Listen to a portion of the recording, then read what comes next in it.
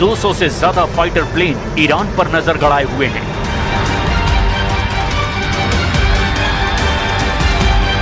पच्चीस से ज्यादा जंगी जहाज ने हॉर्मोज को घेर लिया है।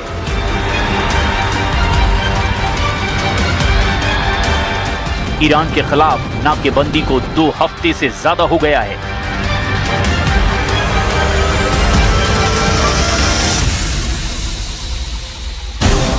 ट्रंप का तूफान, बढ़ा जंग का तापमान।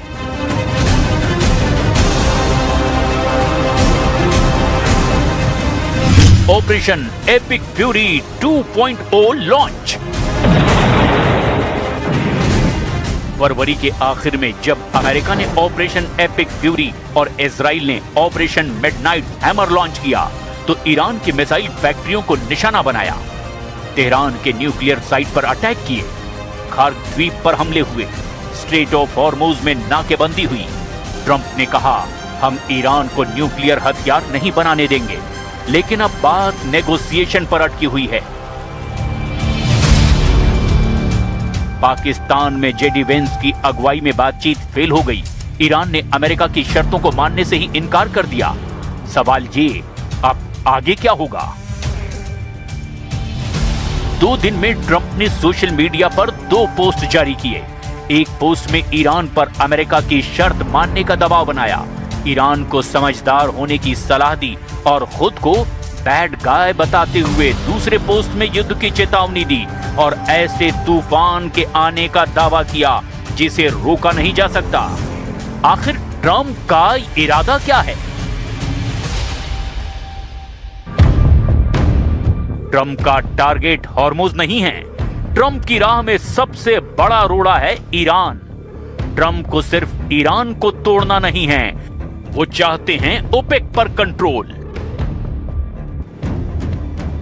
ओपेक पर कंट्रोल का मतलब है मिडिल ईस्ट के पूरे तेल कारोबार पर कंट्रोल। ओपेक कंट्रोल हुआ तो अमेरिका तेल की कीमतों को अपने हिसाब से मैनिपुलेट कर पाएगा। ओपेक में सऊदी अरब सबसे बड़ा तेल उत्पादक है। दूसरा सबसे बड़ा तेल उत्पादक यूएई ओपेक से बाहर हो गया है, जबकि तीसरा सबसे बड़ा तेल उत्पादक ईरान अमेरिका के काबू से अभी भी बाहर है। ईरान अमेरिका की शर्तें मानने को तैयार नहीं है। अमेरिका नहीं चाहता कि ईरान परमाणु ताकत हासिल कर ले, नहीं तो वो अमेरिका के रडार से भी बाहर हो जाएगा। You cannot let Iran have a nuclear weapon, and that supersedes everything else.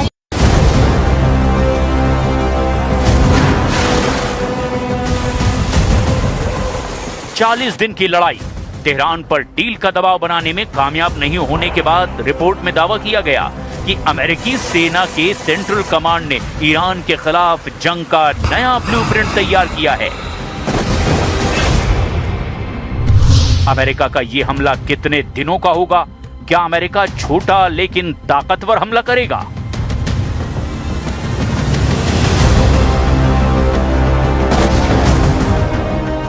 America का मकसद ईरान को डील के लिए झुकाना है।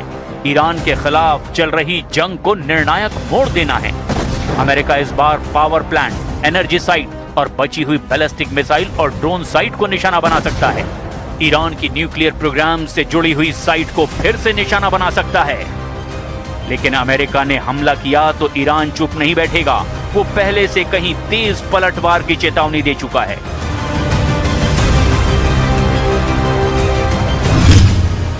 ईरान युद्ध की शुरुआत से ही इलाके के देशों, खासकर खाड़ी देशों को चेतावनी देता रहा कि जीसीसी देशों पर ईरान के हमले की वजह अमेरिका की मौजूदगी है। ईरान जीसीसी देशों से अमेरिका से दूरी बनाने और इलाके में अमेरिकी सैन्य ठिकानों को हटाने की अपील करता है।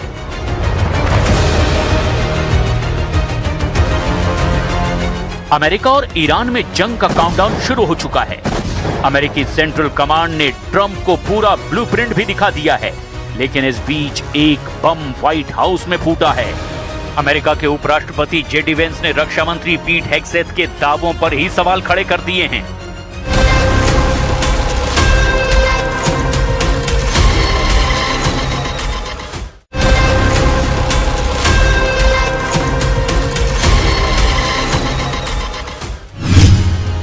जेडी वेंस ने पूछा कि क्या ट्रंप के सामने जंग की जो सुनहरी तस्वीर पेश की जा रही है, क्या वो सचमुच हकीकत है? और क्या पेंटागन ने अमेरिकी मिसाइल भंडारों में आई भारी कमी को कम करके दिखाया है?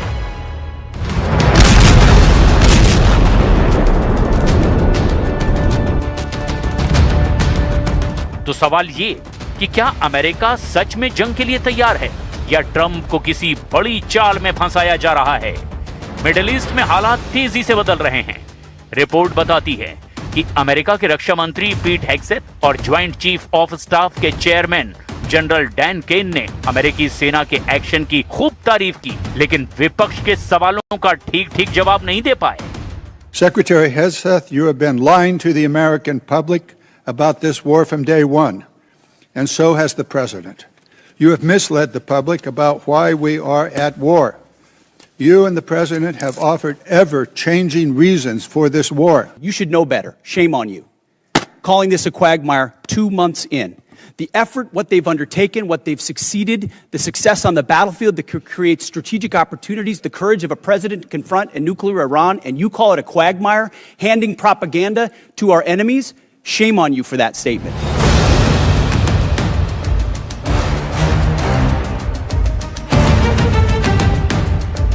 अमेरिकी सेंट्रल कमांड ईरान के खिलाफ जंग की नई तैयारी कर चुका है। उसके ब्लूप्रिंट में एयर स्ट्राइक, साइबर अटैक और नेवल ब्लॉकेट भी शामिल हैं। खाड़ी में अमेरिकी युद्धपोत तैनात हैं, फाइटर जेट हाई अलर्ट पर हैं और ईरान के खिलाफ अब सिर्फ एक ऑर्डर का इंतजार है। लेकिन जैसे जैसे हमला करीब आता दिखाई दे रहा है, वैसे वैसे अमेरिका के अंदर ही सवाल खड़े होने लगे हैं। अमेरिका के उपराष्ट्रपति जेडी वेंस ने ही बड़ा आरोप लगा दिया। मतलब साफ है कि अमेरिका के भीतर ही जंग को लेकर एक बड़ी खींचतान चल रही है। एक तरफ मिलिट्री कमांड तो दूसरी तरफ पॉलिटिकल लीडरशिप के बीच खड़े हैं डोनाल्ड ट्रंप, जिन्हें तय करना है कि जंग छेड़नी है या रोकनी है। इस बीच दावा किया जा रहा है कि ईरान ने सीज फायर के बीच अपने मिसाइल और ड्रोन ताकत को रिस्टोर कर लिया है। इस सीज फायर के बीच ही ईरान के नेता पुतिन से भी मिलाए हैं, जो कि ट्रंप की बड़ी टेंशन है। ईरान के खिलाफ ऑपरेशन से पहले ट्रंप ने पुतिन से 90 मिनट बात की है। इस बातचीत में दोनों के बीच ईरान और यूक्रेन को लेकर बात हुई। तो क्या ट्रंप ने ईरान पर हमले से पहले ही अब पुतिन से ऑर्डर ले लिया? क्या इस बातचीत में ईरान का न्यूक्लियर मसला तय हुआ है?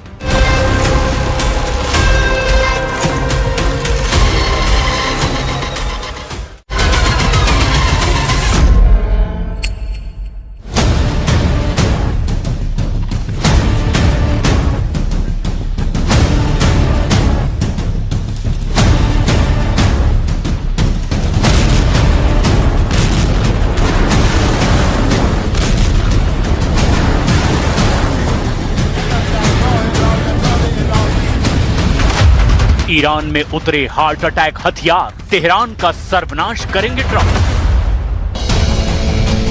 8 अप्रैल 2026 से अब तक अमेरिका ने ईरान पर हमला नहीं किया है, लेकिन अब अमेरिका ने ईरान पर अब तक का सबसे बड़ा हमला करने का फैसला किया है।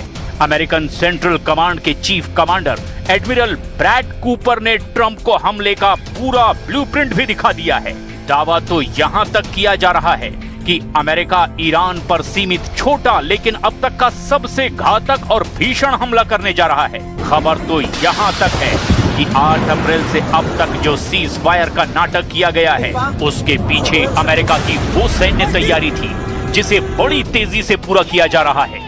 अब अमेरिका और इजराइल ने ईरान में 3 मुख्य टारगेट लॉक कर दिए हैं। पहला, ईरान के वो टॉप लीडर, कमांडर और जनरल मारे जाएंगे जो अमेरिका की परमाणु शर्तों को मानने से साफ इनकार कर रहे हैं। इसके अलावा अमेरिका ईरान के करीब 3000 तेल कुओं को तबाह करके उसे पूरी तरह से तबाह कर देना चाहता है। और तीसरा सबसे जरूरी टारगेट है ईरान के वो परमाणु ठिकाने जहां अभी भी 440 से 460 किलो तक संवर्धित यूरेनियम मौजूद है। वहीं दूसरी तरफ ईरान ने दो टूक कहा है, अगर अमेरिका और इजराइल ने भूलकर भी हमला किया तो ईरान ऐसे हथियारों से हमला करेगा जो ट्रंप और नेतन्याहू के लिए किसी हार्ट अटैक से कम साबित नहीं होंगे।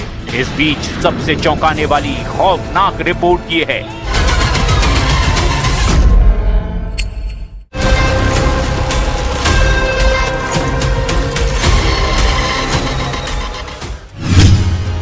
जेडी वेंस ने पूछा कि क्या ट्रंप के सामने जंग की जो सुनहरी तस्वीर पेश की जा रही है, क्या वो सचमुच हकीकत है? और क्या पेंटागन ने अमेरिकी मिसाइल भंडारों में आई भारी कमी को कम करके दिखाया है?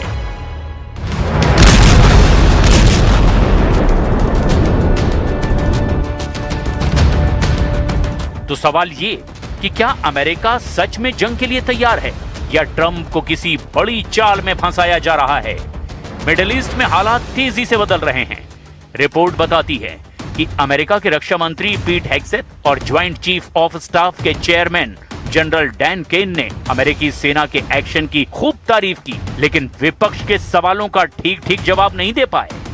Secretary Hegseth, you have been lying to the American public about this war from day one, and so has the President. You have misled the public about why we are at war. You and the President have offered ever-changing reasons for this war. You should know better. Shame on you. Calling this a quagmire 2 months in. The effort, what they've undertaken, what they've succeeded, the success on the battlefield that could create strategic opportunities, the courage of a president to confront a nuclear Iran, and you call it a quagmire, handing propaganda to our enemies? Shame on you for that statement.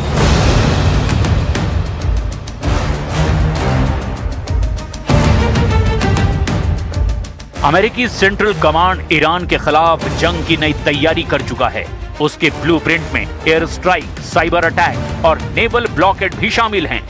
खाड़ी में अमेरिकी युद्धपोत तैनात हैं, fighter jet high alert पर हैं और Iran के खिलाफ अब सिर्फ एक ऑर्डर का इंतजार है।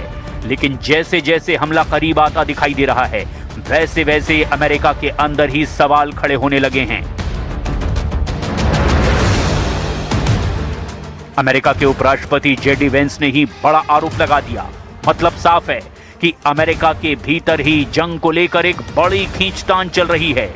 एक तरफ मिलिट्री कमांड तो दूसरी तरफ पॉलिटिकल लीडरशिप के बीच खड़े हैं डोनाल्ड ट्रंप, जिन्हें तय करना है कि जंग छेड़नी है या रोकनी है।